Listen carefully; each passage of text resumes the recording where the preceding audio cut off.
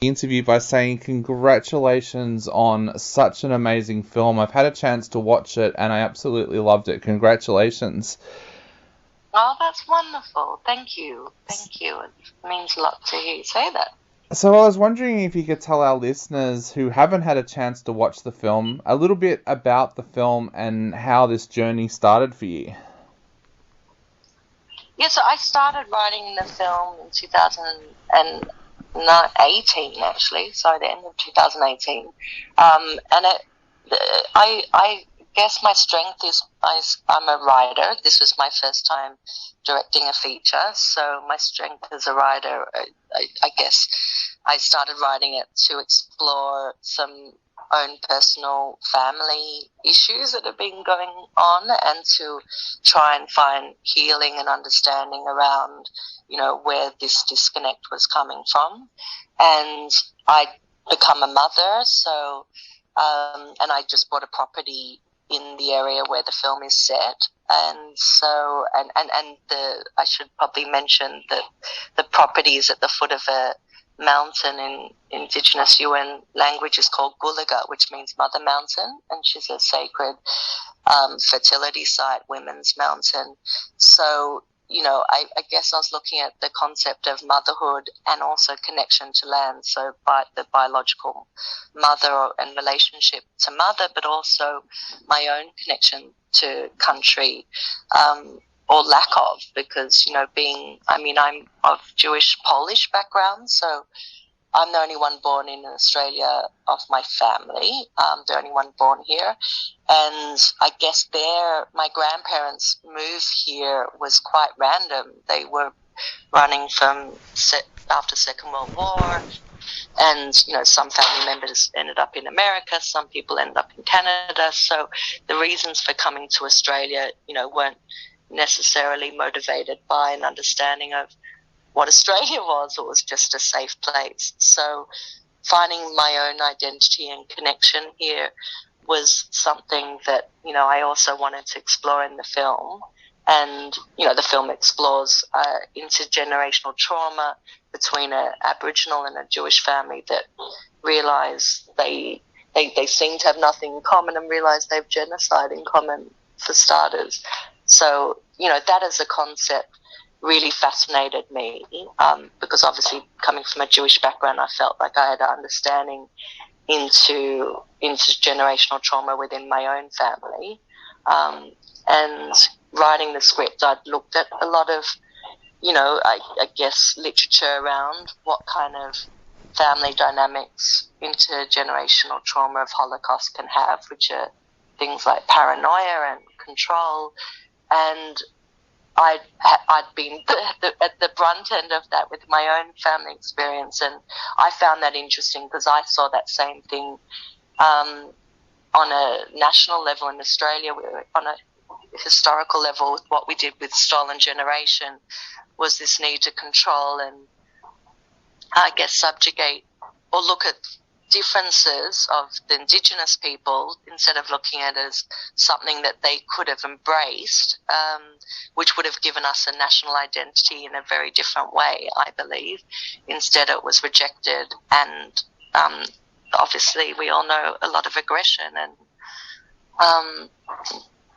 in terms of massacres and Stolen Generation. So, yeah, there's a lot of things to tease out in this film that I was trying to explore. Definitely. On a lot of levels, I guess. And it's such a personal journey for you as well, and I often find when I write about something so personal for myself that it ends up bringing me a peace, an inner peace as well. Is that something that you experienced as you wrote the screenplay for this film? Yeah, it was definitely a cathartic experience, and it has led to a lot of healing and discussion and dialogue for not only my own family, but I even think for the community as a whole. I have never seen a Jewish family represented in Australian cinema, which I thought was strange. I certainly have never seen Jewish and Aboriginal kind of trauma as something explored. And I think that it's important to face your demons, both as a way to resolve family conflict and hurt, but also as a pathway to addressing historical persecution as a community. I think the Jewish community, in my experience, there's a real kind of emphasis on perfectionism and overachievement, and I think that does stem from the Holocaust in a way, which most of us come from. Like there's probably 90% of the community, because it's this Darwinian survival thing of, if we have our education, they can't take that away from us. Do you know what I mean? Yeah. And I wasn't interested in perfectionism. I was interested in truth. And I realized that I wasn't the only one who'd had issues, very existential issues with paranoia and control in the family and enmeshment, and exploring that and having healing and forgiveness around that, because I don't want to give away what happens in the end of the film, but you realize that there's more to it, that it's not, it's kind of in the DNA, and that's actually been proved scientifically, that intergenerational trauma exists on a cellular level. And I didn't want that to pass on to my children, so unless I looked at it plainly in the face and kind of took the bull by the horns, it would, because I'd just end up repeating similar things. And I guess the mountain is a really strong character in the film too, and she's a dormant volcano, so she's kind of this, backdrop presence where she's, and it's explored in the film that the main character kind of struggles with how powerful the energy of the mountain is. So she lives at the foot of this, it's like living at the foot of Uluru or something. Yeah. So, and so she's a dormant volcano that kind of brings up all that repressed emotion to the fore, and from that, it all explodes, and then that's where the healing lies, that they can pick up the pieces and find a new way forward. That was actually my next question. The relationship with the mountain in the film, how does that mirror your own connection to land where you live? Because you mentioned that you live in a very similar area. Yeah, well, actually, we live in the house where we film. So, and we didn't when I wrote the script. So we were living in Sydney. So it was a very kind of stranger than, art imitating life, or life imitating art scenario, where we relocated here as a family during COVID. And I had written the script imagining what it would be like if we were to live here full time, and our careers at the time, hadn't allowed us to do so. So that was really strange in itself. But I, having stayed here, the character's kind of experience of it kind of, keeping her up at night, and it was just in her temples. We kind of amped that up and exaggerated a little bit, but in fact it was something that I had to have dialogue with this mountain and have a relationship with her and ask her permission, because, I know even like places like Mount Warning, people say in Byron that the energy is so strong at Mount Warning, people weren't, that these lands were ceremonial. They weren't meant for people to live there. And for a long time, I worried that our property, which is almost at the bosom or navel of this mountain, was the same. Since then, I can sleep, and it's resolved that, I think she's a powerful one. And, when you live here as the UN community, it's such a living,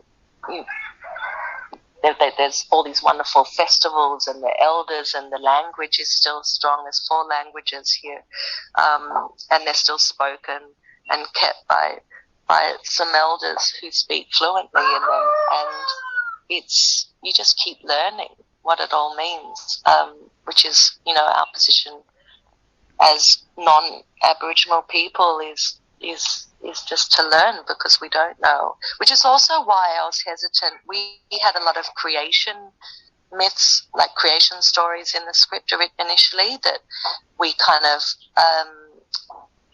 took out, I guess. I didn't really feel like it was my place. I felt quite comfortable with my Jewish voice being being in this film, because that's what I am. But I work with an Indigenous producer of UN Heritage, Fran Dobby, and with a lot of extensive consultation in the local community with land councils, etc. I felt like, and they'd given us permission actually too, because there's a beautiful story of Gulliger and her child and all these things. But I wanted it to be more subtle, I guess, that the land's impact on this family, or the mountains' impact, and also the Indigenous families' kind of lessons that they give on connection to land and grounding, and how important our ancestors are, and having that, connection to them, which the main character doesn't have and struggles with.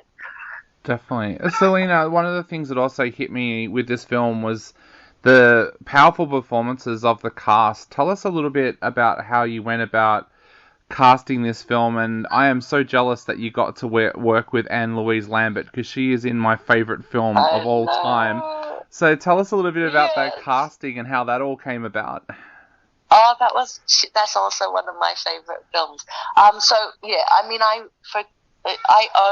was very important to me that the grandmother Linda's character, who Anne Lambert plays, was played by somebody likeable, that it wasn't this black and white, that she's wrong and she's dark and she's controlling, and that's not the way the character is. And Celine's not perfect. She's the main character, Celine's very flawed. It was very important to me that the mother-daughter relationship, you could always see both sides, that the audience is critical and constantly struggling with identifying with Celine too, because they don't really understand where her emotional kind of turbulence is coming from.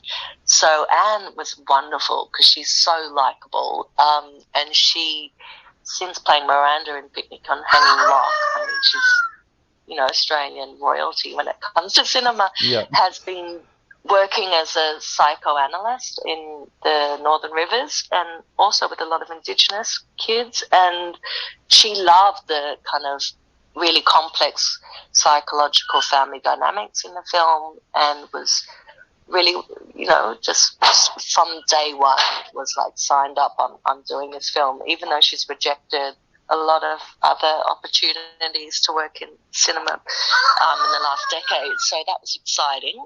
And Pip Miller, who plays her husband, was just incredibly talented, just so emotionally nuanced, and nailed the Yiddish. And I mean, I discovered he was actually Jewish once he got on set, which was just, I couldn't believe it. But I guess the most important cast member was getting Celine's character right, and Emily was, once I met her, I actually had somebody else in mind that I was, almost signed up for the role. And when I met Emily, I'd actually looked at casting her for one of the smaller characters, and once I met her, there was no turning back. And I'm so overjoyed that I made that choice, because being a film that was so personal, and filming in my own house, the support, intelligence, and empathy of the cast completely saved me. And Emily's intelligence, she's so sharp and so brilliant. And even just, she so strongly championed the script when so many things were happening every day. I mean, the film set is so crazy, and it being your first feature, it was my first feature. It was very important to me to have strong loyalty, I guess, and strong kind of intelligence amongst the cast, and emotional intelligence, and the crew too. I mean, we had an incredible cinematographer who has worked on a lot of Australian films. He's Polish, but he's worked here a lot with Indigenous films too. And we'd worked together before in 2019, and having Radek involved and getting him out here during COVID, which was complicated, because, just the whole application permit process was just so involved, was huge. And we had a wonderful cast and crew, all of them. Faisal was incredible playing Dean. There was a great kind of chemistry between him and Emily, and it's just amazing that these actors can turn up on set having never met and have to play married characters, and how quickly attuned and what a strong friendship they developed. And yeah, there was a lot of beautiful alchemy involved and a lot of difficulty, I guess. I think, yeah, it's an interesting process, filmmaking. I wouldn't necessarily make such a personal film as my second one, put it that way. Definitely. Well, Celina, we definitely can't wait to see what your next film is going to be. But to wrap up the interview, what would you like to say to people out there who are thinking about heading along to see the film? And how do you feel now that the film is going to be released to the public very, very soon? Yeah, it's so exciting. I mean, it's been such a long journey. It's just the film was released recently at the Jewish International Film Festival, and it was really well received. And we've just had such beautiful feedback. I guess it's quite a subtle, European-based film, but I think it's such unusual subject matter, and it's never been more timely, really, to explore female concepts of motherhood and healing and connection to land, especially when you look at some of the male aggression on steroids happening in the Ukraine and things playing out on an international level, and all these things from macro to micro are kind of running on the same, integral things of it's just energy and interplay and healing, and I think the world could do with a lot of healing. Definitely. Well, Celina, thank you so much for taking the time to chat to us today. It's been an absolute honour having you on the show, and we can't wait to see what your next project is going to be as well.